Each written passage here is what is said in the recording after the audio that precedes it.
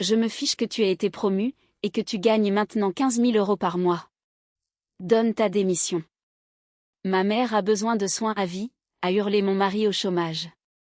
Pendant ce temps, ma belle-mère, simulant la maladie, était déjà confortablement installée dans notre chambre.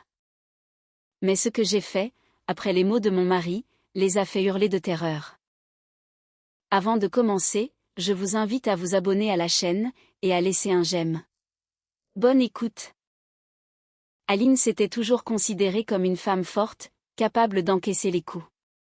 À 34 ans, elle avait gravi les échelons, passant de cadre junior à directrice adjointe, de la plus grande entreprise de logistique de Lyon. Sa journée de travail commençait à 7 heures du matin, et se terminait tard dans la nuit, mais elle ne s'en plaignait jamais. Le succès exigeait des sacrifices, et elle était prête à les faire. Ce matin-là, quand tout a basculé, Aline fut réveillée par la sonnerie de son réveil, à 5h30. Son mari, Julien, dormait encore, étalé sur la moitié du lit. Après 5 ans de mariage, il s'était habitué à ses réveils matinaux, et ne se réveillait même plus au bruit venant de la salle de bain. Aline fit un brin de toilette rapidement, enfila un tailleur gris strict, et sortit doucement de la chambre. Dans la cuisine, elle se prépara un café fort, et parcourut les actualités matinales sur sa tablette. Le marché des services logistiques affichait une croissance stable, ce qui ne pouvait que la réjouir. Son entreprise était l'un des leaders du secteur, et Aline savait, avec fierté, que sa contribution à ce succès n'était pas négligeable. Julien travaillait dans le même domaine, mais pour une entreprise concurrente. Son poste était plus modeste, son salaire également, mais Aline n'en avait jamais fait un problème. Une famille, c'est une équipe, où chacun joue son rôle. Du moins, c'est ce qu'elle pensait, jusqu'à ce jour-là. Au bureau, une surprise attendait Aline.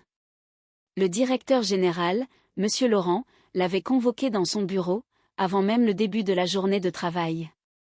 C'était inhabituel, car normalement, toutes les discussions importantes étaient repoussées à la fin de la journée. Michel Laurent était assis derrière son bureau massif, triant quelques documents. C'était un homme de la vieille école, habitué à la précision, et à la clarté en toutes choses. Quand Aline entra, il leva la tête, et sourit. « Asseyez-vous, Aline. J'ai des nouvelles pour vous. » Aline prit place dans le fauteuil en cuir, face au bureau. Son cœur battait plus fort que d'habitude, mais elle s'efforçait de garder son calme. Le conseil d'administration a pris la décision d'agrandir l'entreprise, commença M. Laurent. Nous ouvrons un nouveau pôle, dédié aux transports internationaux. Nous avons besoin de quelqu'un, pour diriger ce projet. Aline écoutait, essayant de comprendre où il voulait en venir. Cette nouvelle direction signifiait de grandes opportunités, mais aussi, une énorme responsabilité. Nous avons longuement discuté des candidatures, poursuivit le directeur, et nous sommes parvenus à une décision unanime. Le poste de directrice du département international vous est proposé. Le monde sembla s'arrêter. Aline savait que ce poste n'existait que dans les projets de l'entreprise, mais de là à ce qu'on le lui propose à elle. Elle avait toujours été ambitieuse, mais, même dans ses rêves les plus fous, elle ne s'attendait pas à une ascension professionnelle aussi rapide. « Je comprends que ce soit inattendu, » dit Michel Laurent, remarquant son silence. « Mais vous l'avez mérité. Vos projets rapportent des millions à l'entreprise, et votre équipe fonctionne comme une horloge. C'est exactement ce genre de leader qu'il nous faut. » Aline retrouva enfin sa voix. « C'est un grand honneur. Je ne m'y attendais pas. » Que vous vous y attendiez ou non, le fait est là. Le salaire correspond à 15 000 € par mois, avec en plus, des primes basées sur les bénéfices du département. Vous aurez un bureau indépendant, un assistant personnel, et une voiture de fonction. Et, bien sûr, des déplacements professionnels à travers l'Europe, pour nouer des partenariats. Le chiffre de 15 000 € la frappa à la tête, comme un coup de foudre. C'était 3 fois plus que son salaire actuel, et 4 fois plus que ce que gagnait Julien. Une telle somme leur ouvrait des perspectives, totalement nouvelles. « Quand dois-je vous donner une réponse ?» demanda-t-elle. « J'ai besoin de votre réponse tout de suite, » sourit M. Laurent. Je sais bien que vous allez accepter. Les documents sont déjà prêts, vous pouvez signer. Aline prit le stylo et apposa sa signature au bas du contrat. Sa main tremblait d'excitation. Tout se passait si vite que son cerveau avait peine à traiter l'information. Félicitations, Madame la directrice, prononça solennellement Michel Laurent. Vous commencez lundi. Aujourd'hui, nous sommes vendredi, vous avez donc tout le week-end pour vous habituer à l'idée de votre nouveau poste. Aline sortit du bureau, dans un état d'euphorie totale.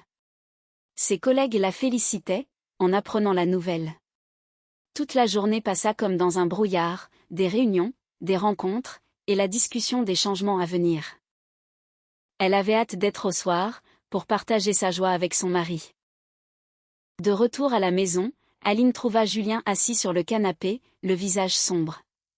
Il regardait son téléphone, et tapait frénétiquement sur l'écran. En voyant sa femme, il leva la tête, et elle comprit tout de suite que quelque chose s'était passé.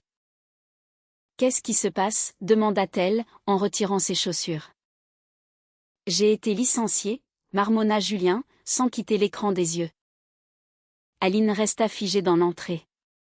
Sa joie, suite à sa promotion, s'évapora instantanément. « Comment ça, licenciée ? Pourquoi ?» Julien se leva du canapé, et se dirigea vers la cuisine. Aline le suivit. Il sortit une bière du réfrigérateur, et ouvrit la canette d'un geste brusque. « Réduction d'effectifs, dit-il, en prenant une grande gorgée. Soi-disant, une optimisation des coûts. Même si tout le monde sait très bien que ce n'est qu'une excuse. Mais tu y travaillais depuis 4 ans. Tu avais pourtant de bons résultats, non ? Les résultats n'ont rien à voir là-dedans, répondit Julien avec colère. Le problème est ailleurs. Tu te souviens de notre connaissance commune, Serge Lefebvre ? Il est maintenant directeur adjoint dans notre entreprise. Et voilà, il a décidé de nettoyer l'équipe, en virant les personnes indésirables. Aline connaissait Serge depuis l'université. Un type désagréable, qui s'était toujours cru plus intelligent que tout le monde. Avec Julien, ils avaient souvent discuté de son caractère querelleur, et de ses ambitions démesurées. « Et tu es sûr de n'avoir rien fait ? Il n'y a pas eu de conflit ? » Julien la regarda avec étonnement. « Tu ne me crois pas ? Tu penses que c'est de ma faute, s'ils m'ont mis à la porte ? » Non, bien sûr que non. J'essaie juste de comprendre la situation. La situation est simple. Lefebvre s'est souvenu de vieilles rancunes. Tu te rappelles, quand nous ne l'avions pas accepté dans notre groupe, pour un projet à l'université ? Eh bien, il a pris sa revanche, 10 ans plus tard. Aline s'assit à la table de la cuisine. Cette journée, qui avait si bien commencé, prenait une tournure bien différente. Cependant, au fond d'elle, une lueur d'espoir subsistait. Désormais, avec son nouveau salaire, il pourrait tenir le coup, jusqu'à ce que Julien retrouve un nouvel emploi. « Julien, j'ai aussi des nouvelles » commença-t-elle prudemment. « J'ai été promu aujourd'hui. » Il releva la tête, éloignant sa bière. « Promu ? À quel poste ? » Directrice du département international. Avec un salaire de 15 000 €. Julien resta silencieux pendant quelques secondes, assimilant l'information, puis il hocha la tête. Au moins, il y en a un dont la journée a été bonne. Dans sa voix, il n'y avait ni joie, ni félicitations. Seulement de l'amertume, et une sorte de ressentiment.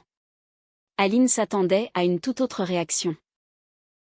Julien, c'est génial, non ?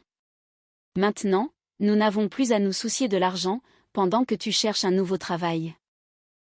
Oui, c'est très pratique, siffla-t-il entre ses dents. La femme directrice va entretenir son mari au chômage. Ne dis pas de bêtises. Nous sommes une famille, et nous devons nous soutenir mutuellement.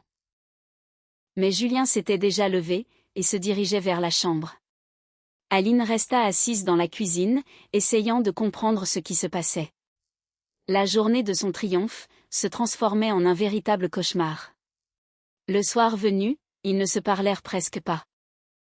Julien se mit devant l'ordinateur, soi-disant pour chercher de nouvelles offres d'emploi, tandis qu'Aline tentait de s'occuper des tâches ménagères. Mais ses pensées revenaient sans cesse, à la réaction étrange de son mari face à son succès.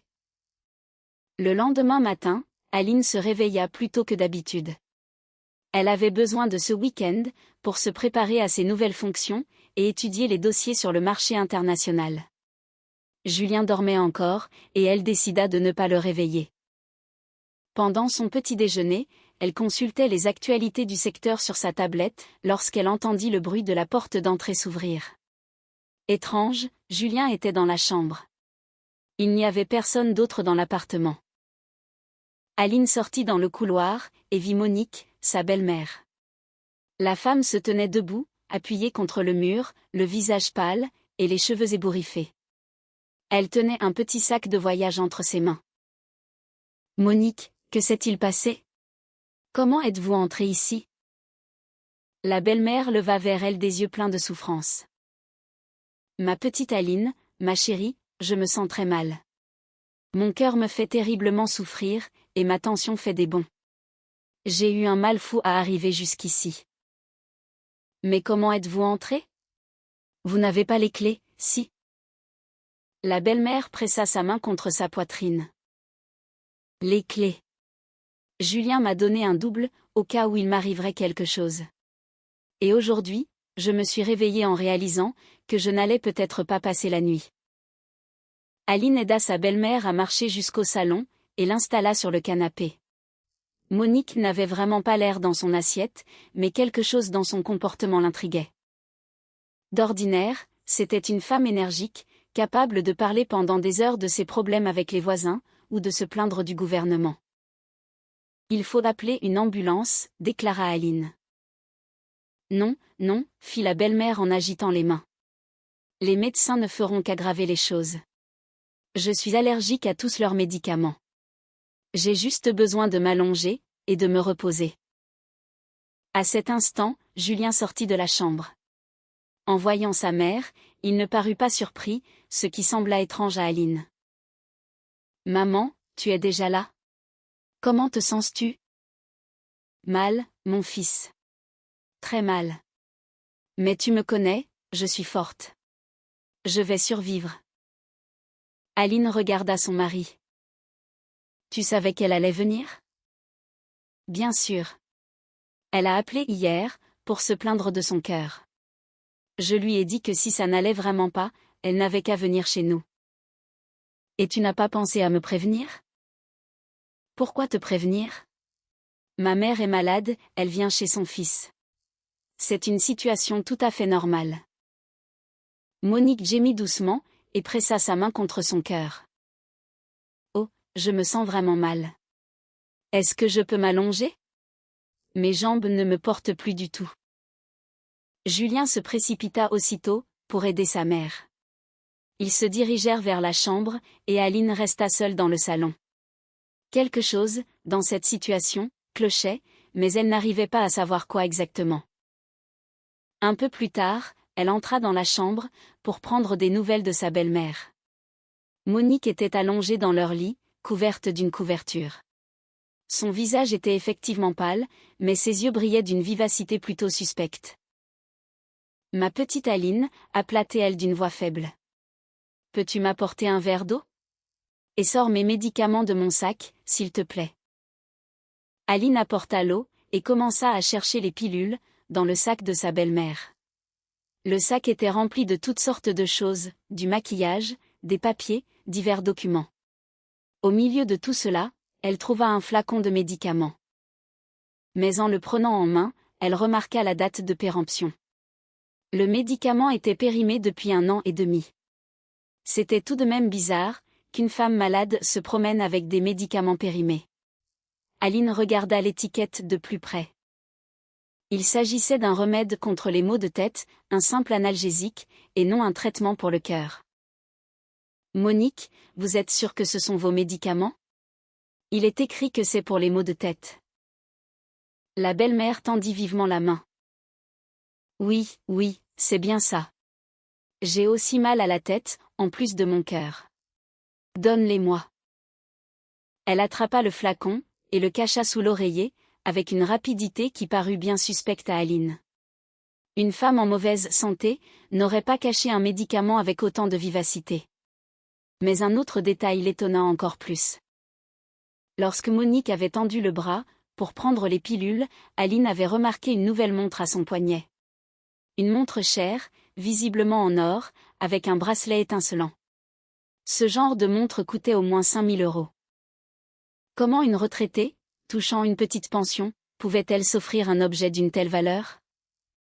C'est une très belle montre que vous avez là, fit prudemment remarquer Aline. Monique cacha aussitôt sa main sous la couverture. C'est une vieille montre. Un souvenir de mon défunt mari. Pourtant, Aline était absolument certaine de n'avoir jamais vu cette montre au poignet de sa belle-mère auparavant. Et le mari de Monique, le père de Julien, était un simple mécanicien, qui n'aurait jamais pu se permettre des bijoux aussi coûteux. Le reste de la journée se déroula dans une atmosphère étrange.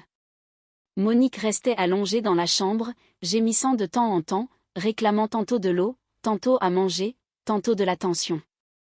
Julien tournait autour d'elle, comme monté sur ressort, satisfaisant le moindre de ses caprices. Et Aline observait ce petit manège, de plus en plus convaincue qu'il y avait anguille sous roche. Le soir, pendant que la belle-mère dormait, Aline tenta de parler à son mari. « Julien, tu es sûr que ta mère est vraiment malade ? J'ai l'impression qu'elle fait semblant. »« Mais qu'est-ce que tu racontes comme bêtise ?» s'indigna-t-il. « Tu vois bien à quel point elle est pâle. J'ai vu une nouvelle montre de luxe à son poignet. D'où sort-elle ? Je n'en ai pas la moindre idée. Et d'ailleurs, qu'est-ce que ça peut faire ? Ma mère est malade, elle a besoin d'aide, et toi, tu joues les détectives. J'essaie juste de comprendre. » Il n'y a rien à comprendre, la coupa brusquement Julien. Ma mère restera chez nous, jusqu'à ce qu'elle soit guérie. Un point c'est tout. Le ton était tellement catégorique, qu'Aline comprit qu'il était inutile de discuter. Mais ses soupçons n'en furent que renforcés. Le lendemain, un dimanche, Aline décida d'observer de près le comportement de sa belle-mère.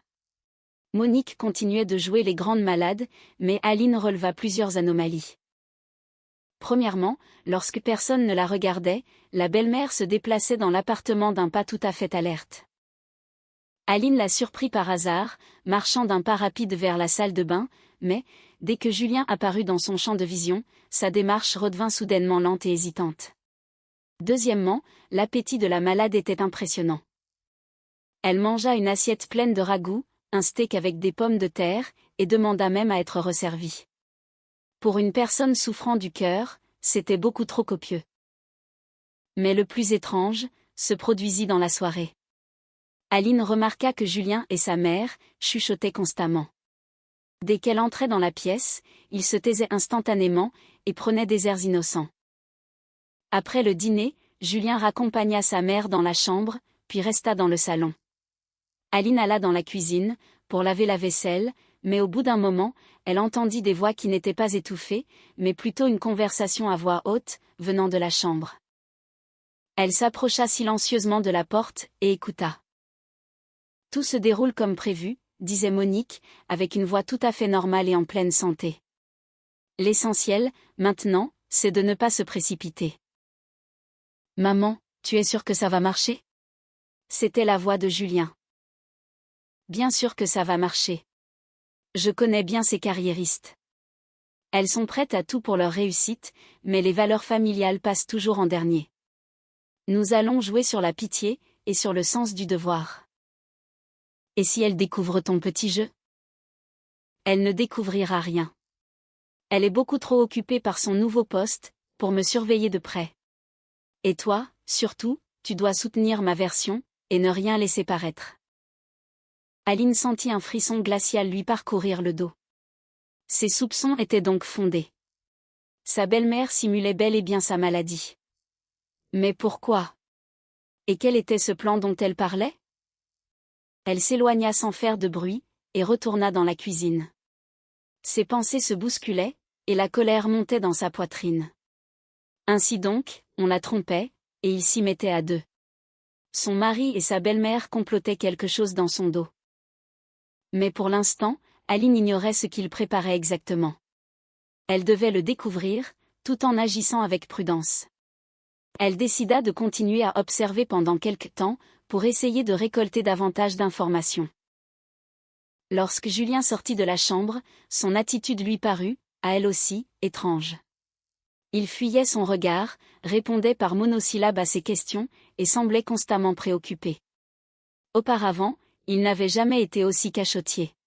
« Julien, tu as prévu de chercher du travail demain ?» demanda Aline, alors qu'il se préparait à dormir. « Demain, c'est lundi, tous les recruteurs seront très occupés. Je commencerai plutôt mercredi, et d'ici là, je dois veiller sur ma mère. » Mais elle disait pourtant se sentir mieux. Elle l'a dit, oui, mais je vois bien qu'elle souffre. Non, je ne peux vraiment pas la laisser seule en ce moment. Aline alla se coucher sur le canapé-lit du salon. La chambre était occupée par sa belle-mère. Les idées tournaient dans sa tête, l'empêchant de trouver le sommeil. Quelque chose de très malsain se passait dans sa vie. La veille, elle était une femme heureuse, fêtant une promotion tant attendue. Aujourd'hui, elle se sentait comme une étrangère dans sa propre maison, où des intrigues se nouaient contre elle. Le lundi matin, Aline se prépara pour aller travailler. C'était son premier jour dans ses nouvelles fonctions, et elle voulait faire bonne impression, mais Julien l'accueillit déjà habillé. « Où vas-tu si tôt ?» s'étonna-t-elle. « À la clinique, avec maman. Elle a très mal dormi cette nuit, elle se plaignait de douleur. Il faut qu'elle voie un médecin. » « Et pourquoi ne pas m'avoir réveillée ? Je serais venue avec vous. » « Pourquoi faire ? C'est ton premier jour à ton nouveau poste. Tu ne dois pas te laisser distraire par des affaires secondaires. » « Des affaires secondaires ? » Aline n'en croyait pas ses oreilles. La maladie de sa belle-mère, il appelait ça des affaires secondaires pour elle, alors que lui, était prêt à abandonner sa recherche d'emploi, pour s'occuper de sa mère. « Appelle-moi quand vous aurez terminé, dans ce cas. Tu me diras ce qu'a dit le médecin. » « Bien sûr, je t'appellerai sans faute. » Aline partit au travail avec un poids sur le cœur. Quelque chose clochait, c'est certain, mais elle n'arrivait toujours pas à cerner le problème. La seule chose qui la réconfortait, c'était sa journée de travail à venir. Au moins, au bureau, elle se sentait à sa place. Le nouveau poste s'avéra encore plus passionnant qu'elle ne l'avait imaginé. Elle disposait de son propre bureau avec des baies vitrées, offrant une vue imprenable sur toute la ville. Son assistant personnel s'avéra être un jeune homme brillant, qui la mit rapidement au courant des affaires en cours. La journée entière fut consacrée à l'étude des dossiers, des plans de développement du département, et aux rencontres avec ses futurs subordonnés. Aline en oublia tous ses soucis domestiques, s'immergeant totalement dans son travail. Ce n'est que vers le soir, qu'elle se souvint que Julien ne l'avait toujours pas appelée. Elle composa elle-même son numéro. « Comment ça va ? Qu'a dit le médecin ? » Le médecin. La voix de Julien semblait hésitante. Le médecin a dit qu'il fallait faire un bilan complet, il a prescrit une tonne d'analyses. Et qu'est-ce qu'elle a au cœur, exactement ? Il ne peut rien dire de précis pour l'instant. Il faut attendre les résultats des examens. Aline sentit qu'il mentait. On percevait une sorte de tension dans sa voix, comme s'il inventait ses réponses au fur et à mesure. Et quand est-ce qu'on aura les résultats ? Dans une semaine. Ils ont dit à maman qu'elle devait garder le lit, et se reposer absolument. Cela signifiait que sa belle-mère allait rester alitée dans leur chambre, pendant encore une semaine. Aline gémit intérieurement. Elle avait déjà eu du mal à passer une seule nuit sur le canapé, alors une semaine entière. À la maison, le même tableau l'attendait. Monique était couchée dans le lit, arborant une mine martyre, pendant que Julien s'affairait autour d'elle. Aline salua sa belle-mère, et passa dans la cuisine pour préparer le dîner. À table, Julien raconta leur visite chez le médecin, mais son récit ne semblait pas du tout crédible. Trop de détails sur leur trajet jusqu'à la clinique, et bien trop peu sur la consultation médicale en elle-même. « Et dans quelle clinique êtes-vous allé ? demanda Aline. À la clinique du centre, avenue de la République. C'est étrange, je pensais que ta mère était suivie au centre médical près de chez elle. Il y a trop d'attentes là-bas, répondit rapidement Julien. Nous avons décidé d'aller ailleurs. Après le dîner, Aline entendit de nouveau des conversations étouffées venant de la chambre. Cette fois, elle décida d'écouter avec plus d'attention. S'approchant de la porte, elle colla son oreille à la serrure.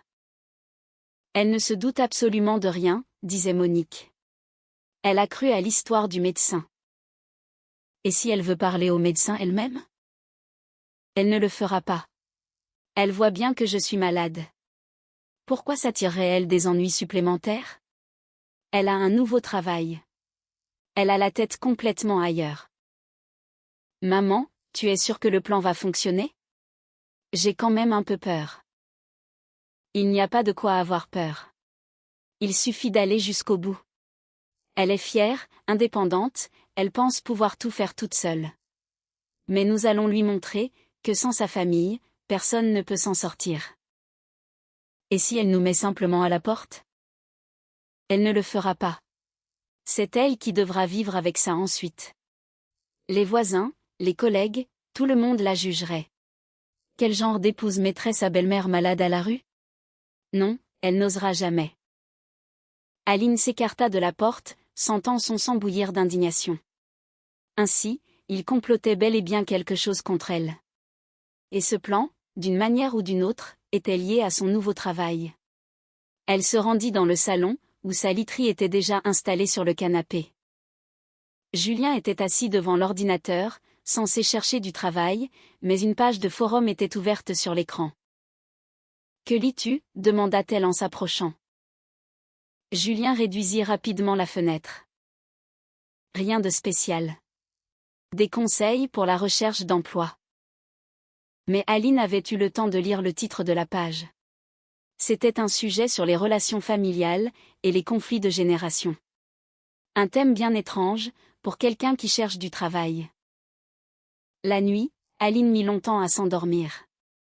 Les événements des derniers jours tournaient dans sa tête, formant un tableau de plus en plus inquiétant. Julien avait perdu son emploi, le jour même où elle avait été promue. Sa belle-mère était tombée subitement malade, et s'était installée chez eux. Son mari refusait de chercher du travail, et passait tout son temps avec sa mère. Le matin du mardi, Aline fut réveillée par des bruits dans la chambre. Monique disait quelque chose à Julien, mais quand Aline tendit l'oreille, la conversation s'arrêta net. Quelques minutes plus tard, Julien sortit de la chambre, déjà habillé. « Encore à la clinique » demanda Aline. « Non, je dois passer à la pharmacie pour les médicaments. Maman m'a donné la liste de ce dont elle a besoin. » Il lui montra un bout de papier, couvert d'une petite écriture. Aline jeta un coup d'œil à la liste, et fut surprise. On y trouvait les médicaments pour le cœur les plus chers du marché, dont la plupart n'étaient vendus que sur ordonnance. « Et tu as les ordonnances? » Le médecin me les a données hier. Tout est en règle. Après son départ, Aline décida d'avoir une petite discussion avec sa belle-mère. En entrant dans la chambre, elle surprit Monique assise dans le lit, examinant attentivement des documents. En voyant sa belle-fille, elle cacha précipitamment les papiers sous l'oreiller, et feignit une grande faiblesse. « Oh, ma petite Aline, je me sens vraiment très mal. La tête me tourne, j'ai des vertiges. » « Monique, quels étaient ces documents que vous venez de cacher? » « Quels documents » demanda innocemment la belle-mère. « Je n'ai rien caché du tout. Je vous ai vu. Vous étiez en train de lire quelque chose quand je suis entrée. » « Mais non, ma chérie, j'ai la vue qui se trouble. »« Quel document? Tu as dû rêver. » Pourtant, Aline avait parfaitement vu que sa belle-mère tenait des papiers. Et elle avait l'air en parfaite santé, elle se tenait bien droite, et ses yeux étaient clairs et concentrés. « Dites-moi, dans quelle clinique étiez-vous exactement hier? Quel est le nom du médecin? » Monique hésita. Le médecin. Son nom. Oh, ma mémoire me joue vraiment des tours. Je ne me souviens plus. Peut-être pourriez-vous me montrer les ordonnances qu'il a rédigées? Julien les a prises. Il est parti à la pharmacie.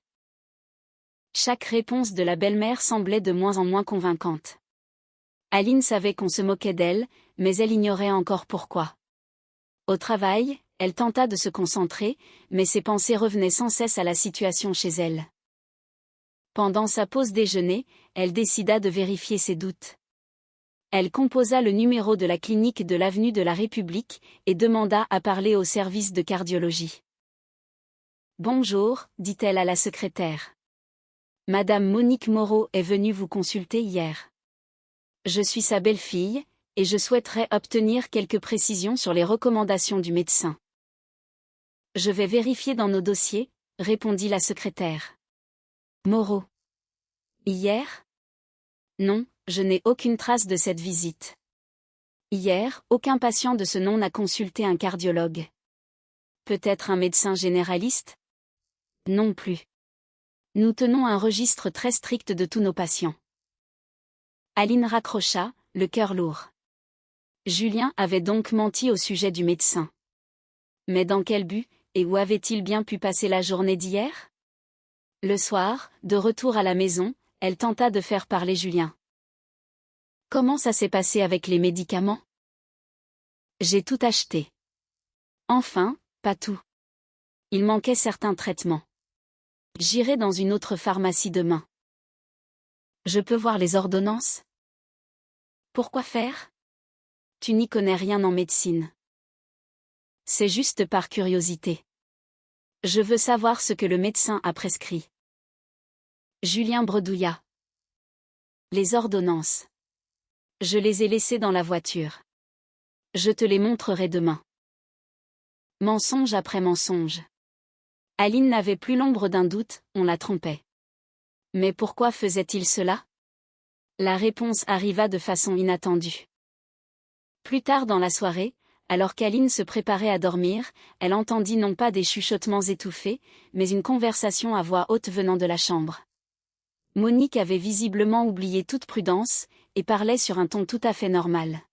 « Julien, tu comprends bien qu'on ne peut plus traîner, n'est-ce pas ? Plus on attend, plus elle risque de se douter de quelque chose. »« Maman, je ne suis pas encore prêt. J'ai besoin de temps. » »« Quel temps ? Nous avons tout organisé. Tu vas rester à la maison pendant 1 mois, tu vas t'habituer à ton nouveau rôle, et c'est elle qui ira travailler pour ramener l'argent. Ce n'est quand même pas si compliqué. Mais elle est intelligente. Tôt ou tard, elle comprendra ce qui se trame. Elle ne comprendra rien, si tu joues bien ton rôle. L'essentiel, c'est que tu ne cherches pas de travail. Laisse-la s'habituer à l'idée que tu es un homme au foyer, et qu'elle est le pilier financier de la famille. Aline se figea près de la porte. C'était donc ça. Julien n'avait pas l'intention de chercher du travail. Il prévoyait de rester à la maison, et de vivre sur son salaire. Et la maladie de sa belle-mère n'était qu'une couverture, pour justifier sa fainéantise. Et si elle m'oblige à chercher du travail, continua Julien. Dans ce cas, nous passerons à la 2e phase du plan. J'aggraverai ma maladie, je dirai que j'ai besoin de soins constants, et tu seras obligé de rester à la maison, pour t'occuper de ta pauvre mère malade. Quelle femme oserait s'y opposer ? Maman, mais c'est de l'escroquerie. Ce n'est pas de l'escroquerie, c'est une stratégie de survie. Tu crois vraiment qu'elle restera avec toi, alors qu'elle gagne un salaire pareil, et que toi tu n'as plus rien ? Elle finira par se trouver un homme avec plus de réussite, et te jettera comme une vieille chaussette. Aline n'est pas comme ça. Elles sont toutes comme ça, mon fils. Dès qu'elles goûtent à l'indépendance financière, elles commencent à regarder leur mari de haut. Non, il vaut mieux remettre les choses à leur place, tout de suite. Aline s'écarta de la porte sans faire de bruit, sentant un feu de colère l'envahir. Ainsi, c'était leur plan depuis le tout début. Julien avait fait exprès de perdre son travail, et sa belle-mère feignait la maladie, pour qu'il puisse se prélasser à la maison. Mais le plus effroyable dans tout cela, c'était que Julien avait accepté de participer à cette machination. L'homme avec qui elle partageait sa vie depuis 5 ans, en qui elle avait une confiance aveugle, s'était révélé capable d'une telle trahison. Les jours qui suivirent furent une véritable épreuve pour Aline. Elle connaissait la vérité, mais ne pouvait pas encore la prouver. Pendant ce temps, Julien et Monique continuaient leur petite comédie, devenant de plus en plus effrontés. Julien ne parlait désormais plus du tout de chercher du travail. À toutes ces questions, il répondait invariablement qu'il ne pouvait pas laisser sa mère malade toute seule. De son côté, Monique exigeait toujours plus d'attention et de soins. « Ma petite Aline, lui disait-elle chaque matin.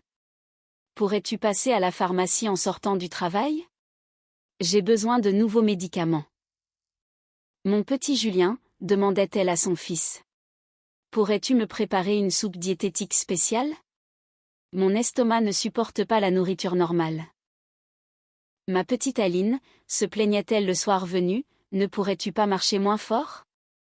À chaque bruit, mon cœur s'emballe. Aline comprenait parfaitement qu'ils essayaient de la pousser à bout. Ils voulaient qu'elle explose et qu'elle mette sa belle-mère à la porte, pour pouvoir ensuite la traiter de monstre sans cœur. Mais Aline n'était pas du genre à céder aux provocations. Elle décida de jouer à leur jeu, mais en imposant ses propres règles. Pour le moment, elle ferait comme si elle ne se doutait de rien, tout en échafaudant son plan de riposte. Au travail, tout allait pour le mieux. Le département international se développait à grande vitesse, et les premiers gros clients faisaient leur apparition. Aline se sentait totalement à sa place. Elle était respectée par ses équipes, et valorisée par sa direction. Mais à la maison, c'était une toute autre histoire. Julien s'était définitivement glissé dans la peau de l'homme au foyer, mais il le faisait en prenant des airs de martyr, sacrifiant sa vie pour sa mère malade. Monique, quant à elle, réclamait de l'attention jour et nuit, ne laissant de répit ni à son fils, ni à sa belle-fille. Aline dormait sur le canapé du salon depuis 2 semaines. Elle avait mal au dos et manquait cruellement de sommeil. Au bureau, ses collègues commençaient à remarquer ses traits tirés, mais elle serrait les dents, se préparant pour l'assaut final. Un soir, alors que Julien était parti faire des courses, et que Monique croyait Aline enfermée dans la cuisine, celle-ci surprit une conversation téléphonique de sa belle-mère. « Oui, tout se passe comme sur des roulettes », racontait Monique à son interlocutrice. « Mon Julien reste à la maison, et c'est elle qui travaille. Encore un peu, et il aura complètement oublié l'idée de chercher un emploi. Évidemment qu'elle a des doutes, mais elle n'a aucune preuve. Et même si elle finit par comprendre, que fera-t-elle ? Mettre sa belle-mère malade à la rue ? Tout le monde la pointerait du doigt. Et non, elle n'osera pas demander le divorce. Elle a déjà 34 ans, ce n'est plus de son âge de recommencer à zéro. Et avec un salaire pareil, elle pourra très bien entretenir toute la famille.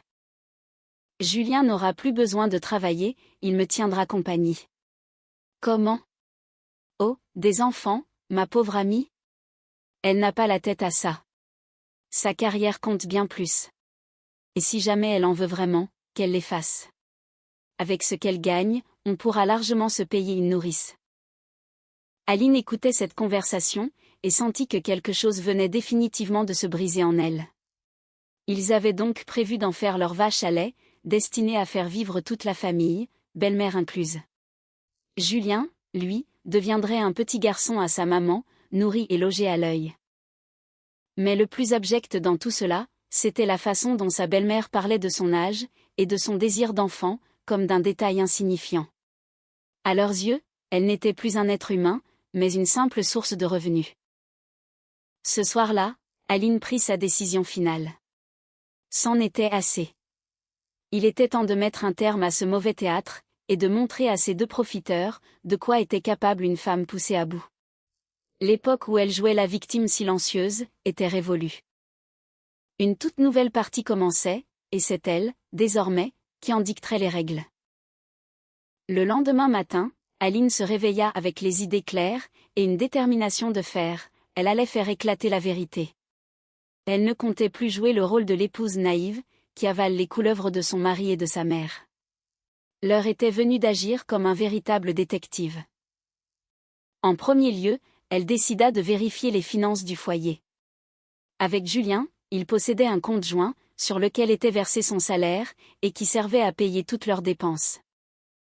Jusqu'à présent, Aline avait toujours fait confiance à son mari pour la gestion de l'argent, mais aujourd'hui, elle voulait contrôler elle-même les transactions. En consultant l'application de sa banque pendant sa pause déjeuner, elle remarqua plusieurs choses très suspectes. Au cours des 2 dernières semaines, des retraits en espèces assez importants avaient été effectués, 1 000 € la semaine dernière, 750 € il y a 3 jours, et encore 500 € la veille. Pendant ce temps, les dépenses habituelles, pour la nourriture et les factures, étaient restées inchangées.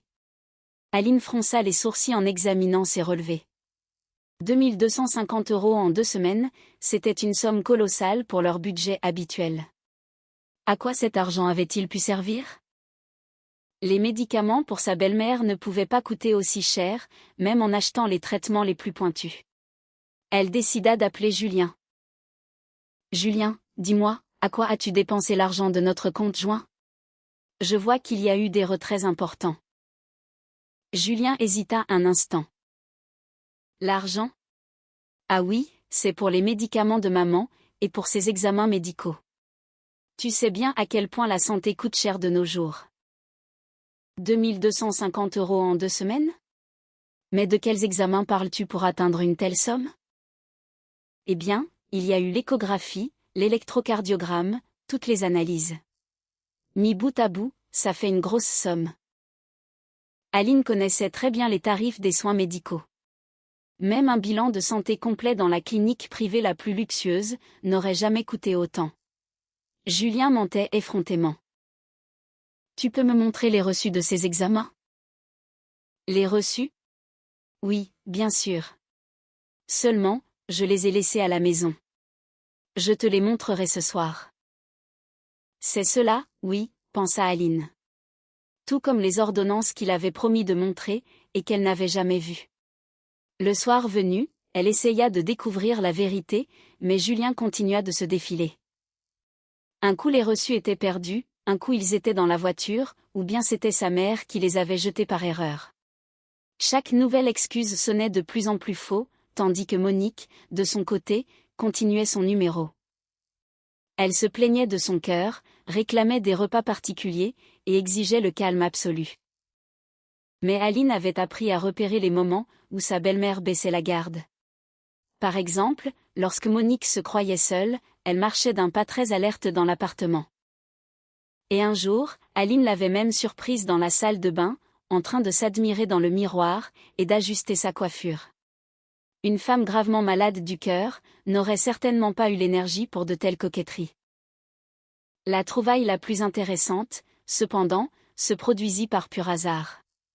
Aline cherchait un vieux sac dans son placard, lorsqu'elle tomba sur une enveloppe pleine de tickets de caisse, cachée sur l'étagère entre les affaires de Julien. La curiosité l'emporta, et elle décida de vérifier de quels achats il s'agissait. Les tickets provenaient d'un institut de beauté haut de gamme, massage du visage, manucure, coloration pour les cheveux, soins esthétiques divers. Le total correspondait très exactement aux 1 000 € qui avaient été retirés du compte la semaine précédente. Et leur imprimé sur les reçus, correspondait au moment précis, où Julien était censé avoir emmené sa mère faire ses fameux examens médicaux.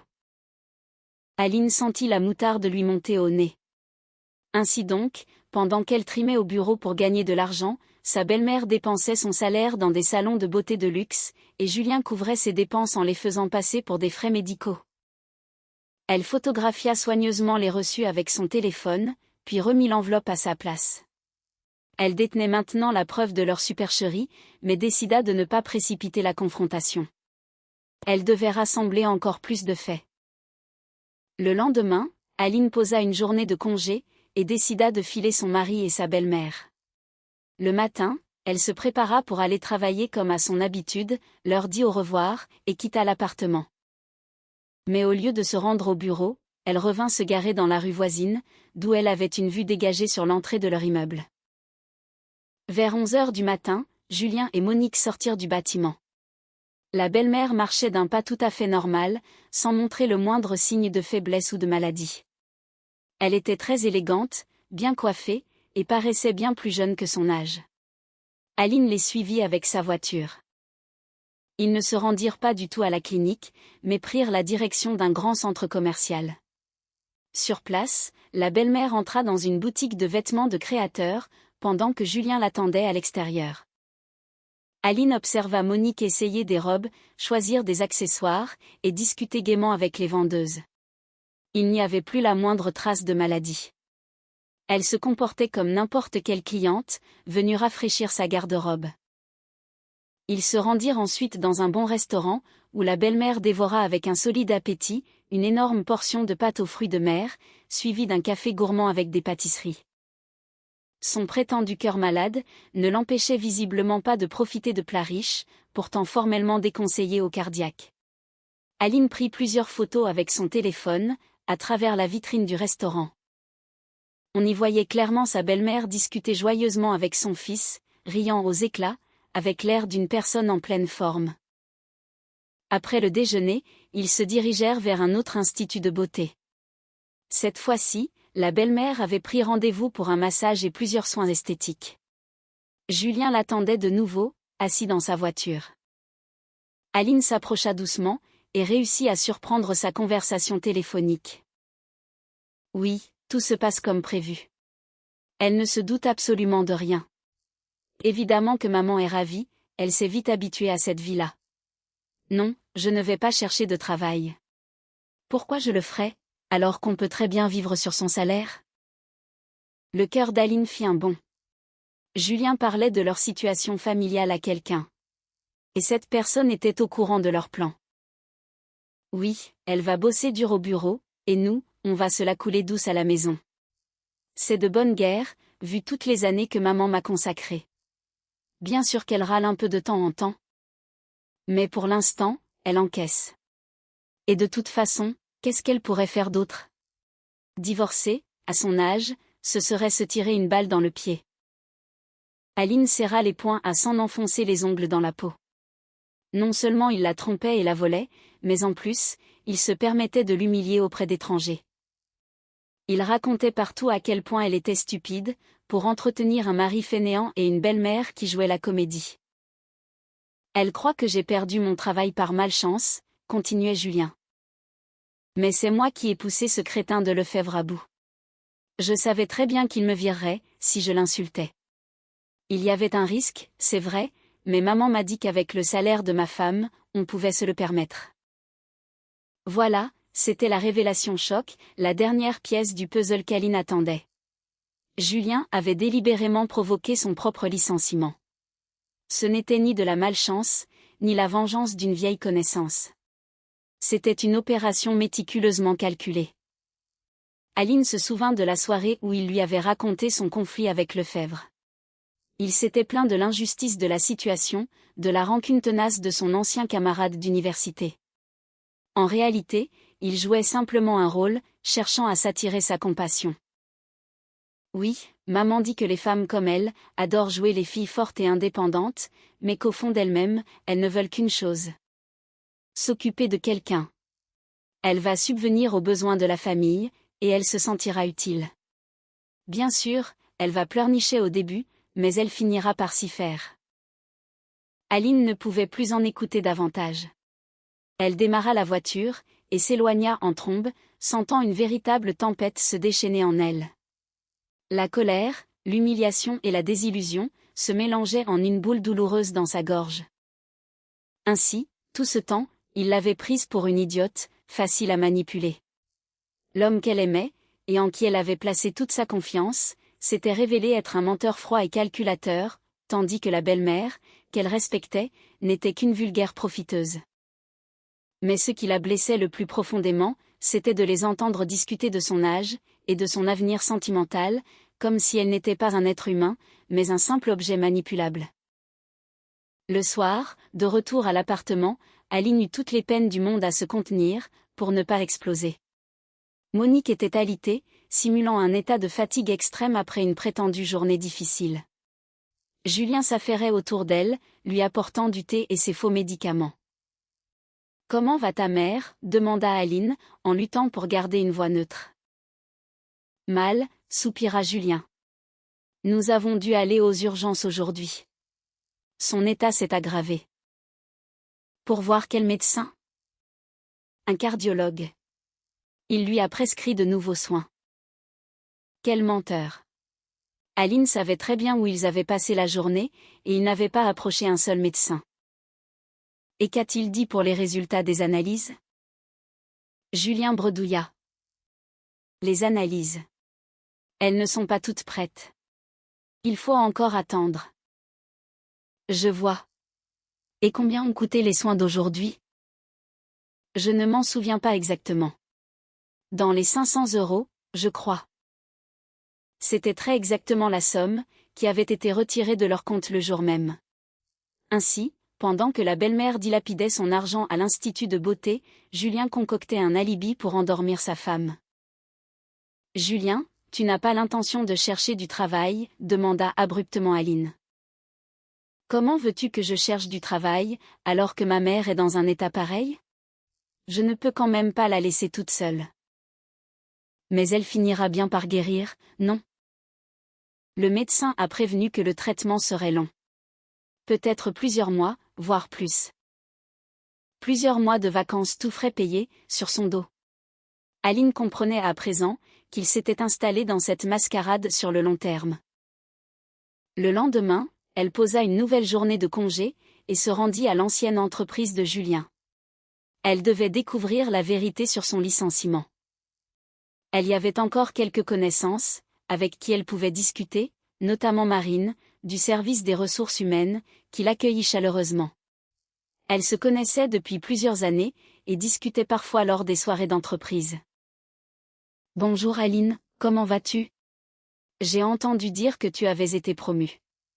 Toutes mes félicitations. » Merci, Marine. Écoute, j'ai une question délicate concernant Julien. Est-ce que tu pourrais m'expliquer ce qui s'est réellement passé, lors de son licenciement? Marine parut surprise. Il ne t'a rien raconté? Ça a pourtant fait un scandale énorme. Il m'en a parlé, mais de façon très vague. Il prétend que Lefebvre s'est vengé, pour de vieilles rancunes. De vieilles rancunes, s'esclaffa Marine. Mais c'est Julien qui a délibérément provoqué le conflit. Il a débarqué dans le bureau de Lefebvre, et a piqué une crise mémorable. Il a hurlé que la nouvelle direction était incompétente, que l'entreprise courait à la catastrophe, et que toutes leurs décisions étaient mauvaises. Sérieusement? Et comment? La moitié de l'open space l'a entendu beugler. Et quand Lefebvre a essayé de le calmer, Julien l'a traité de minable, en ajoutant qu'avec une direction pareille, il préférait être viré. Et qu'a fait Lefebvre? Que voulais-tu qu'il fasse? Personne ne tolère une telle insolence. Il l'a licencié sur le champ, pour faute grave et insubordination. Et le pire, c'est que Julien n'a même pas essayé de s'excuser, ou d'apaiser la situation. Aline écoutait, sentant les dernières pièces du puzzle s'emboîter parfaitement. Julien avait véritablement organisé son propre licenciement. Il avait insulté son supérieur avec préméditation, sachant pertinemment que cela conduirait à une rupture de son contrat. Marine, tu n'as pas l'impression que tout cela était calculé à l'avance? Tu sais, maintenant que tu le dis. Oui, son attitude était très étrange. D'habitude, Julien fuit les conflits, et là, il s'est emporté comme s'il avait perdu la raison. Ah, il y a autre chose. Une semaine avant le scandale, il était venu se renseigner sur le montant exact de ses indemnités de départ. C'était la touche finale du tableau. Julien avait soigneusement évalué les risques et les bénéfices de son plan. Il savait qu'il empocherait ses indemnités, pour ensuite vivre tranquillement sur le salaire de sa femme.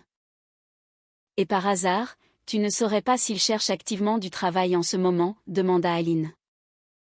Mais il n'en cherche absolument pas, s'étonna Marine. La semaine dernière, je l'ai croisé au centre commercial, au bras d'une femme. Il avait l'air ravi de son sort. J'ai même pensé qu'il avait déjà retrouvé un poste, pour être aussi détendu. La femme au centre commercial, c'était sa mère, évidemment. Aline se souvint des avoir vus faire du shopping, pendant qu'elle travaillait au bureau. Sur le chemin du retour, Aline ruminait toutes ces nouvelles informations. Le complot était désormais limpide. Julien s'était fait renvoyer intentionnellement. Sa belle-mère jouait la comédie, et ensemble, il comptait faire d'elle l'unique soutien financier de toute la famille. Mais le pire restait à venir. Le soir, alors qu'elle s'apprêtait à s'installer sur son canapé-lit, elle entendit une nouvelle conversation en provenance de la chambre. Cette fois, il parlait assez fort, pensant manifestement qu'elle dormait déjà.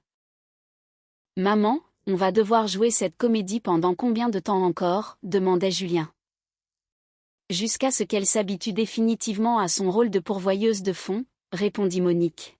« Je pense qu'avec un petit mois de plus, elle finira par craquer et se résigner. » « Et si elle ne craque pas ? » ?»« Elle craquera, elle n'a pas le choix. Divorcer à son âge, ce serait se condamner à finir vieille fille. Et avec son nouveau salaire, elle a largement de quoi entretenir toute la maison sans se priver. Ça me met un peu mal à l'aise quand même. Je suis un homme, je devrais travailler. » Des sottises. Les temps ont changé. Laissons les femmes travailler, pendant que les hommes se reposent.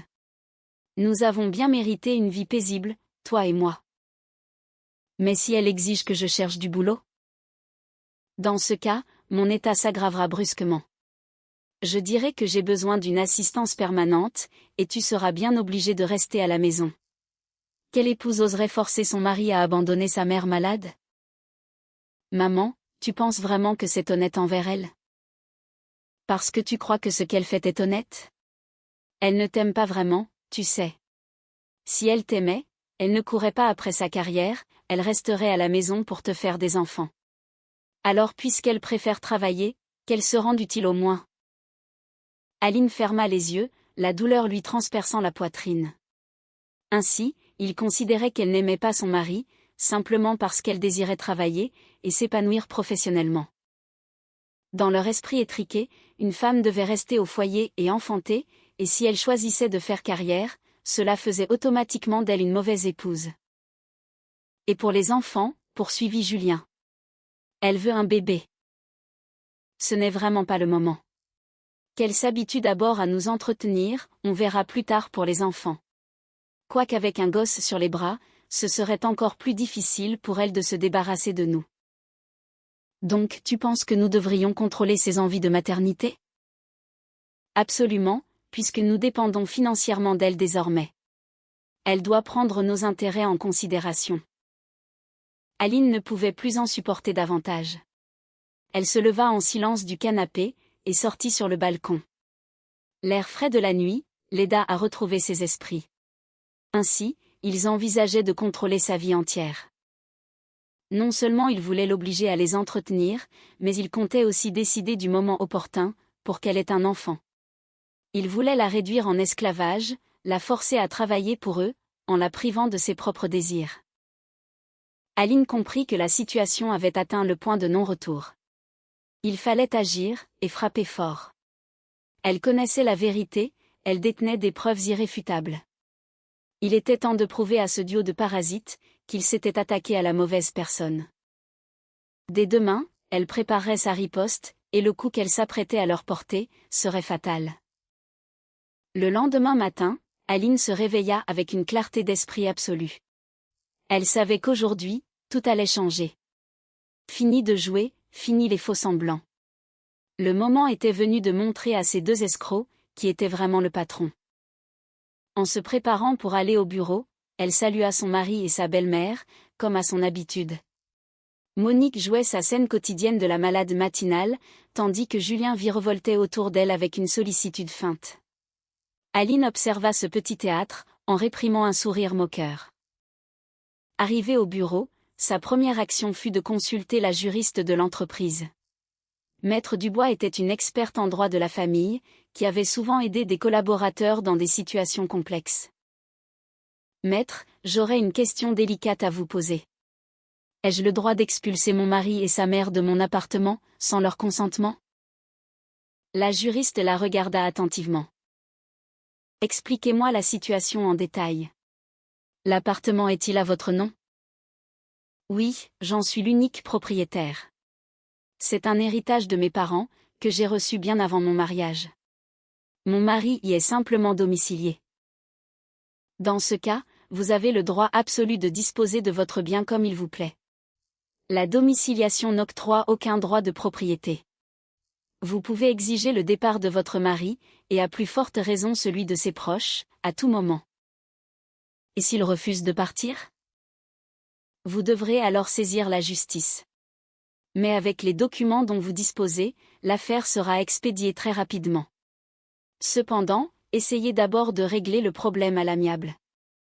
Bien souvent, une notification claire de vos intentions suffit à débloquer la situation. Aline remercia la juriste, et retourna dans son bureau. Son plan était prêt, et elle savait désormais que la loi était de son côté. Il ne lui restait plus qu'à orchestrer l'acte final de cette sordide comédie. Sur l'heure du déjeuner, elle passa chez le notaire, pour établir une procuration concernant la gestion de son appartement. Elle se rendit ensuite à la banque, ouvrit un compte personnel à son nom seul, et y transféra exactement la moitié des économies du couple. C'était son argent, le fruit de son dur labeur. Sur le chemin du retour vers son bureau, elle reçut un message de Julien: l'état de maman a empiré. J'ai dû appeler le SAMU. Nous sommes à l'hôpital. Tiens donc, pensa-t-elle, ils ont décidé de passer à la vitesse supérieure. Mais elle était parée à toutes les éventualités. Elle appela Julien.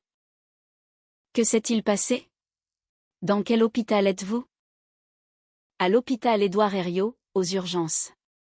Maman a perdu connaissance, il a fallu y aller en urgence. J'arrive tout de suite. Aline se rendit effectivement à l'hôpital, mais certainement pas par inquiétude pour sa belle-mère. Elle voulait voir de ses propres yeux, jusqu'où ils étaient prêts à aller dans leur machination.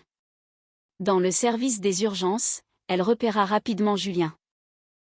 Il était assis dans le couloir, l'air grave, en train d'écrire un message sur son téléphone. « Comment va ta mère ?» demanda Aline en s'approchant. « Les médecins sont en train de l'examiner, ils disent que son état est sérieux. Il faudra peut-être l'hospitaliser. » Mais que s'est-il passé exactement? Elle s'est sentie très mal après le petit déjeuner. Une douleur fulgurante dans la poitrine, puis elle s'est évanouie. J'ai eu la peur de ma vie, j'ai tout de suite appelé les secours. Aline hocha la tête, et s'adressa à l'infirmière d'accueil. Bonjour, je suis la belle-fille de Madame Monique Moreau. Comment se porte-t-elle? L'infirmière consulta son écran. Madame Moreau. Ah, oui. Elle a déjà été examinée. Nous n'avons relevé aucune anomalie sérieuse. Sa tension est légèrement élevée, mais rien d'alarmant. Le médecin lui a recommandé de se reposer chez elle, et de consulter son médecin traitant. Donc, il n'y a pas besoin de l'hospitaliser? Non, il n'y a aucune indication médicale nécessitant une hospitalisation. Aline remercia l'infirmière, et retourna vers Julien, qui continuait de jouer les fils éplorés. Qu'est-ce qu'ils t'ont dit? Demanda-t-il, l'air anxieux. Ils m'ont dit que ta mère est en parfaite santé, et qu'elle peut rentrer tranquillement chez elle. Le visage de Julien se crispa. Mais comment est-ce possible? Elle a fait un malaise, bon sang. Julien, arrête ton cinéma, je sais tout. Il la regarda, les yeux écarquillés. De quoi tu parles? Que sais-tu? Je sais tout pour ton licenciement, que tu as toi-même provoqué. Pour l'argent dilapidé dans les salons de beauté, au lieu des soins médicaux. Et pour vos projets grandioses, de faire de moi la vache à lait de votre petite famille. Julien blêmit. Mais qu'est-ce que tu racontes? Quel salon de beauté? Aline sortit son téléphone, et lui mit les photos des reçus sous le nez. Ces salons-là. 1 000 € de soins divers et variés, pour ta mère prétendument à l'article de la mort. Massage, manucure, coloration pour les cheveux. C'est fou comme c'est recommandé pour les cardiaques, n'est-ce pas? Julien resta muet, comprenant qu'il était démasqué. Et regarde ces photos, enchaîna Aline, en faisant défiler les clichés pris au restaurant. Ta mère, en train de s'empiffrer joyeusement au centre commercial. Elle n'a pas vraiment l'air à l'agonie, on est d'accord? Aline, je t'assure que je peux tout expliquer. Tu n'as rien à m'expliquer. J'ai très bien compris la situation. Tu as décidé de faire de moi la poule aux œufs d'or, pour te la couler douce avec ta mère. C'est un plan génial, la femme va s'épuiser au travail, pendant que vous passerez vos journées à vous reposer, en claquant son argent. C'est faux. C'est juste que... Que quoi? Que tu me prenais pour une idiote? Que tu pensais que j'allais me laisser manipuler, et financer vos petites sorties en silence? C'est à ce moment précis que Monique sortit du cabinet d'auscultation. Elle paraissait en pleine forme, bien qu'un peu penaude. Ma petite Aline, commença-t-elle d'une petite voix fluette. Heureusement que tu es là. Je me suis sentie tellement mal. Monique, les médecins sont formels, vous êtes en parfaite santé. Vous pouvez arrêter votre numéro de cirque. La belle-mère fut prise au dépourvu. Quel numéro? Je te jure que j'ai fait un malaise. Un malaise si terrible, que vous avez dû passer la journée d'hier à vous faire dorloter dans un spa. Aline lui montra les photos. Et vous voilà au restaurant, en train d'engloutir un plat de pâtes aux fruits de mer. Le régime idéal pour les personnes fragiles du cœur. Monique et Julien échangèrent un regard paniqué. Ils venaient de comprendre que leur plan machiavélique était réduit en cendres. Bien, trancha Aline. Puisque nous n'avons plus besoin de jouer la comédie, je vous propose de rentrer à la maison, et de mettre les choses au clair, une bonne fois pour toutes. Le trajet du retour se fit dans un silence de plomb. Julien conduisait, les yeux rivés sur la route. Monique, assise à l'arrière, évitait soigneusement de croiser le regard de sa belle-fille. En arrivant à l'appartement, Aline fonça droit vers la chambre, et commença à entasser les affaires de sa belle-mère dans un sac. Monique la regarda faire, complètement outrée. « Mais qu'est-ce que tu fais enfin? Ce sont mes affaires. » Exactement. Et vous allez les emporter avec vous, pour rentrer chez vous. La représentation est terminée. Comment ça, chez moi? Mais je suis souffrante, je ne peux pas rester seule. Monique, vous êtes en bien meilleure santé que moi, les médecins viennent de le confirmer. Arrêtez votre cinéma. Julien entra dans la chambre à son tour. Aline, qu'est-ce qui te prend? Pourquoi fais-tu les bagages de ma mère? Pour qu'elle rentre chez elle. C'est sa place. Mais elle est malade. Elle fait semblant. Et tu le sais pertinemment, puisque tu es son complice depuis le début. Julien comprit qu'il était inutile de nier l'évidence. Aline en savait trop. D'accord, capitula-t-il. Mettons que maman ait légèrement exagéré la gravité de son cas. Mais est-ce une raison suffisante pour la jeter à la rue? La raison, c'est votre imposture. Votre tentative de m'utiliser comme une simple source de revenus, pour vous entretenir. Mais de quoi tu parles? Quelle source de revenus?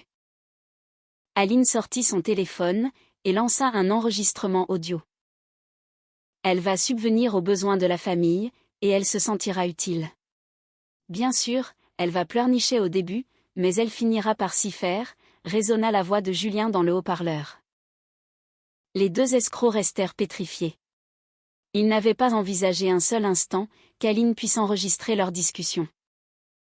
Laissons les femmes travailler, pendant que les hommes se reposent. Nous avons bien mérité une vie paisible, toi et moi, enchaîna la voix de Monique.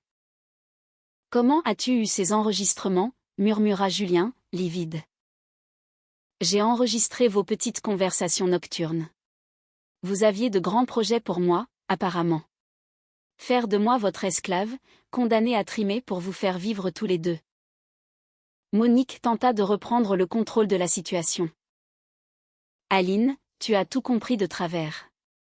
Nous ne faisions qu'envisager des options.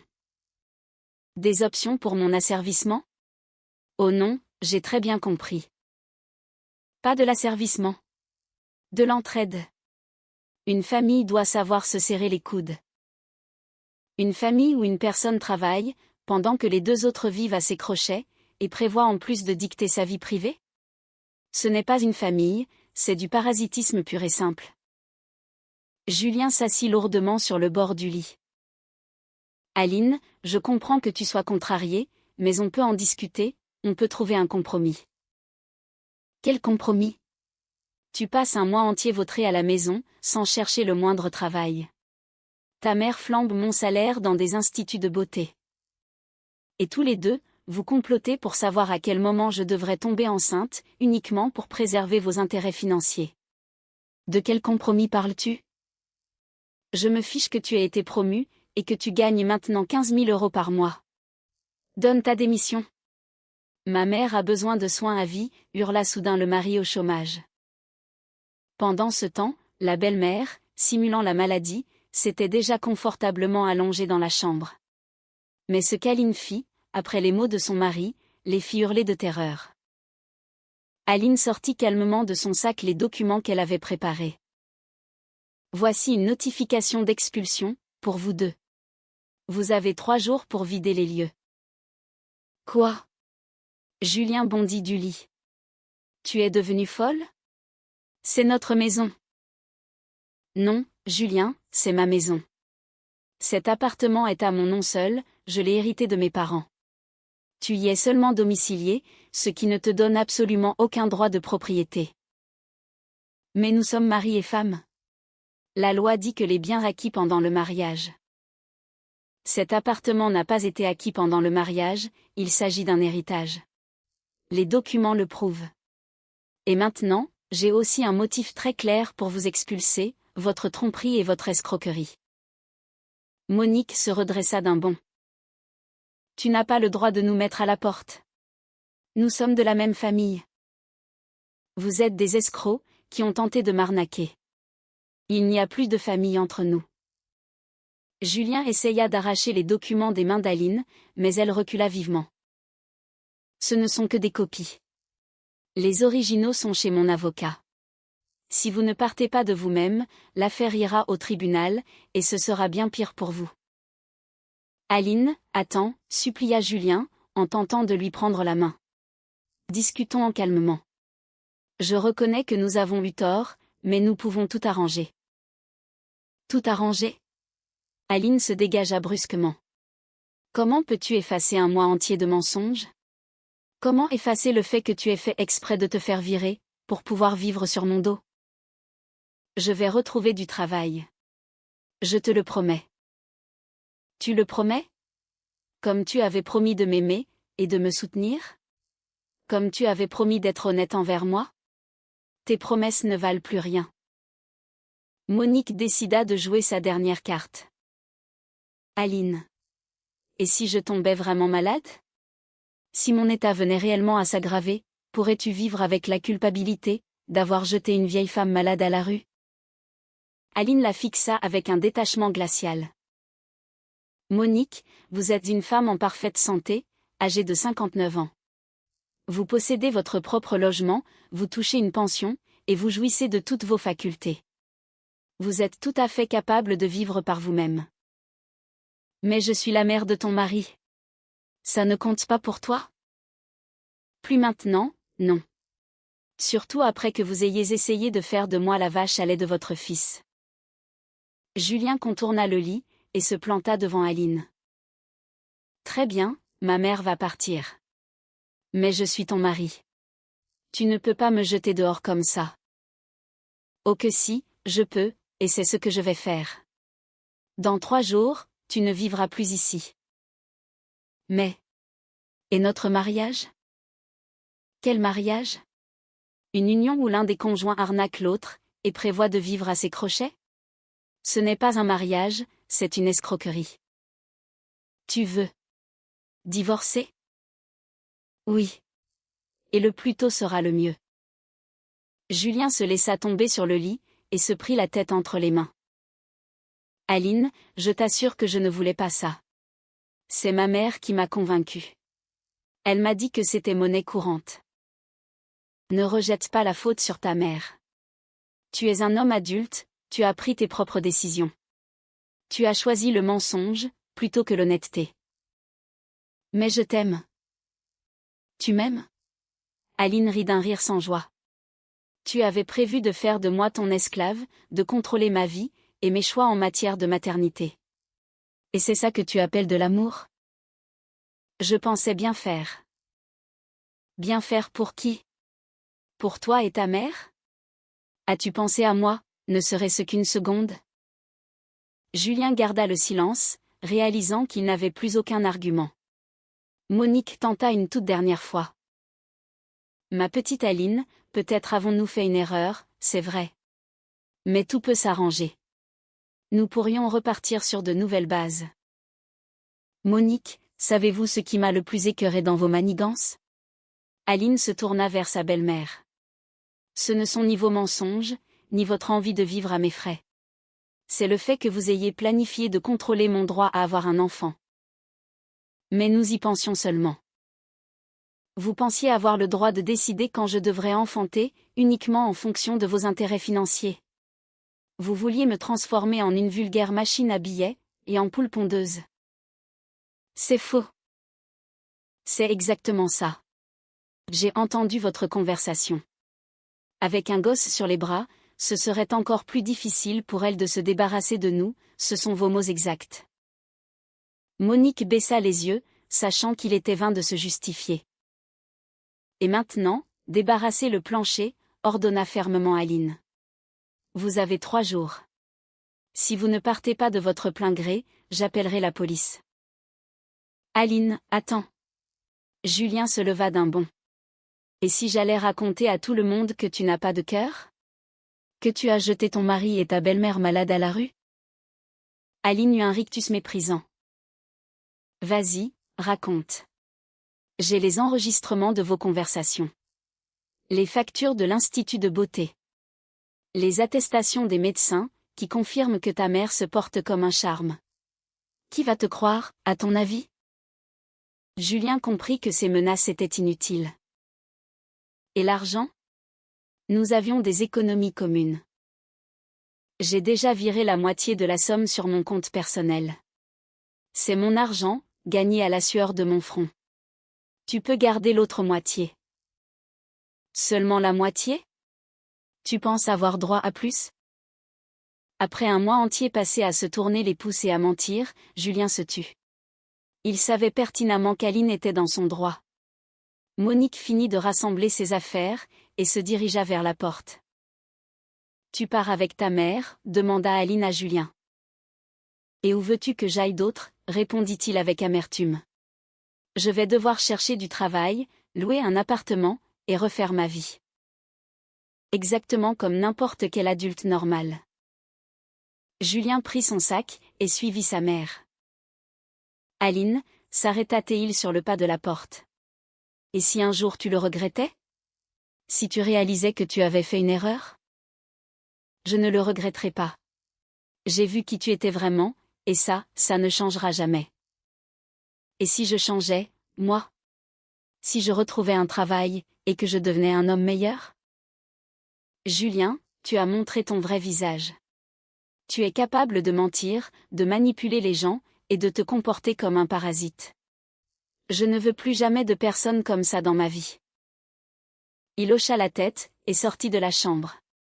Quelques minutes plus tard, Aline entendit la porte d'entrée se refermer. Elle s'approcha de la fenêtre, et vit Julien et Monique monter dans un taxi. Seule dans son appartement, Aline ressentit un étrange mélange de soulagement et d'épuisement. Ce mois de mensonges et de manipulations touchait enfin à sa fin. Elle était libre désormais. Mais elle n'éprouvait aucune joie, seulement l'amère certitude, que 5 années de mariage n'avaient été qu'une vaste illusion.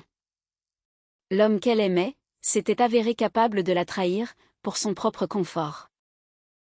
Aline s'assit sur le canapé, et songea à son avenir.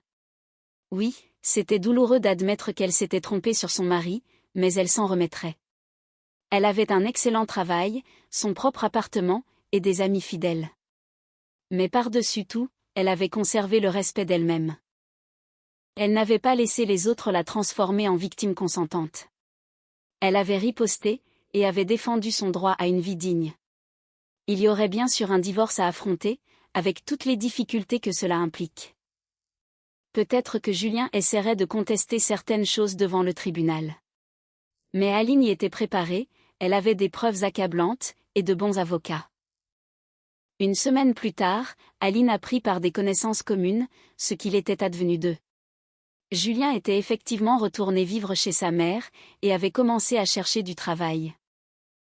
Mais il s'avéra que retrouver un poste après un licenciement aussi scandaleux n'était pas une mince affaire. De nombreux employeurs avaient eu vent de son esclandre avec Lefebvre, et ne voulaient pas s'encombrer d'un profil aussi problématique. Monique, de son côté, faisait face à d'autres difficultés. S'étant habituée à une vie de pacha aux frais de la princesse, le retour à la réalité fut brutal. Sa petite retraite suffisait à peine à couvrir ses besoins essentiels, et elle dut faire une croix définitive sur les salons de beauté.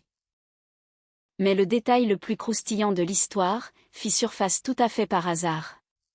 Aline croisa une voisine de Monique au supermarché. « Bonjour Aline, comment allez-vous » demanda la vieille dame. « Votre belle-mère est chez elle ? Ça fait un moment qu'on ne la voit plus. »« Monique ne vit plus avec nous, » répondit Aline. « Ah, je vois. L'agitation de la ville a dû la fatiguer. C'est quand même bizarre, elle qui tenait tant à s'installer en ville. » « Comment ça, s'installer en ville ? Mais elle y vit depuis toujours, non ? » ?»« Oh que non. Monique vient de la campagne, elle y a vécu toute sa vie, et n'a emménagé à Lyon qu'il y a un an à peine. Elle disait qu'elle voulait se rapprocher de son fils, et que la vie urbaine l'attirait. » Aline resta bouche bée. Sa belle-mère ne s'était donc installée en ville qu'il y a un an, alors que Julien lui avait toujours juré que sa mère y avait passé toute sa vie. Et dans son village, elle a toujours sa maison, s'enquit Aline. Bien sûr, et c'est une très belle et grande maison. Elle voulait la mettre en location, mais ça ne s'est pas fait. Maintenant, j'imagine qu'elle va y retourner. Eh bien voilà. Monique possédait une grande maison à la campagne, qu'elle aurait très bien pu louer pour s'assurer un revenu confortable. Mais au lieu de cela, elle avait choisi de jouer les parasites sur le dos de sa belle-fille. Cette ultime révélation conforta définitivement Aline dans sa décision. Monique n'était pas une retraitée pauvre et démunie, mais une femme redoutablement calculatrice, qui voulait simplement vivre au crochet des autres. Le divorce fut prononcé rapidement, et sans heurts majeurs. Julien essaya bien de revendiquer une part de l'appartement, mais ses requêtes furent déboutées par le juge. L'appartement était un héritage, perçu par Aline avant leur mariage, il n'y avait donc rien à partager. Aline retrouva officiellement sa liberté, et l'opportunité de prendre un nouveau départ. Son travail lui apportait d'immenses satisfactions. Le département international florissait, ses collègues respectaient son grand professionnalisme, et la direction saluait ses résultats exceptionnels. Sa vie privée, elle aussi, se reconstruisait peu à peu. 6 mois après son divorce, Aline fit la rencontre d'un homme fascinant, David, un architecte. C'était un homme accompli et indépendant, qui appréciait chez une femme non seulement sa beauté, mais aussi son intelligence, et sa détermination. Avec David, pas besoin de jouer les femmes faibles et fragiles. Il admirait sa réussite professionnelle, et l'encourageait dans ses ambitions. C'était une relation d'égal à égal, où chacun pouvait rester soi-même. Aline réalisa à quel point son premier mariage avait été une erreur monumentale. Elle avait essayé d'être la femme idéale, se pliant aux attentes des autres, et sacrifiant ses propres intérêts au nom d'une harmonie de façade. Et avait bien failli finir piégée par des manipulateurs de la pire espèce. Elle le savait désormais, le véritable amour n'exige ni sacrifice, ni compromis qui vous détruisent. Un vrai partenaire vous soutient, il ne cherche pas à vous écraser. Et si un jour il faut choisir entre une relation amoureuse et le respect de soi, le choix doit être sans appel. Quant à Julien, le sort ne fut pas très clément avec lui. Il ne parvint jamais à retrouver un emploi décent, sa réputation sulfureuse le précédait partout où il allait. Il dut finalement se contenter d'un poste ingrat et mal payé, dans une petite entreprise de seconde zone, avec un salaire qui couvrait tout juste ses factures. La vie avec sa mère n'était pas non plus une partie de plaisir. Monique passait ses journées à lui reprocher d'avoir laissé filer une épouse aussi rentable, le rendant responsable de l'échec de leur plan machiavélique, et ne lui cachant rien de son amère déception. 1 an après le divorce, Julien tenta de recontacter Aline. Il lui envoya un interminable message, où il s'excusait pour ses erreurs passées, et la suppliait de lui accorder une seconde chance. Il promettait de trouver un bon travail, de devenir un homme meilleur, et de mériter son pardon. Aline lut le message, et l'effaça aussitôt, sans même y répondre. Le passé appartenait au passé, et elle n'avait aucune envie d'y replonger. Elle avait une nouvelle vie, de nouveaux projets, de nouvelles relations. Et il n'y avait plus la moindre place pour Julien dans cette vie-là. Il lui arrivait parfois de songer à la facilité avec laquelle elle aurait pu devenir l'éternelle victime de leur manipulation. Si elle n'avait pas surpris ces conversations par hasard, si elle n'avait pas eu le courage d'enquêter sur ses propres doutes, elle serait peut-être encore, aujourd'hui, en train d'entretenir ces deux parasites en trouvant ça tout à fait normal. Cette épreuve lui avait appris de grandes leçons, faire confiance, oui, mais toujours vérifier. Ne jamais reculer devant le conflit, lorsqu'il s'agit de principes fondamentaux. Et surtout, ne jamais, au grand jamais, sacrifier sa dignité pour le confort des autres. Aline Moreau avait bâti une nouvelle existence sur les cendres de l'ancienne, et cette vie-là était infiniment plus belle, plus honnête, et plus heureuse que la précédente.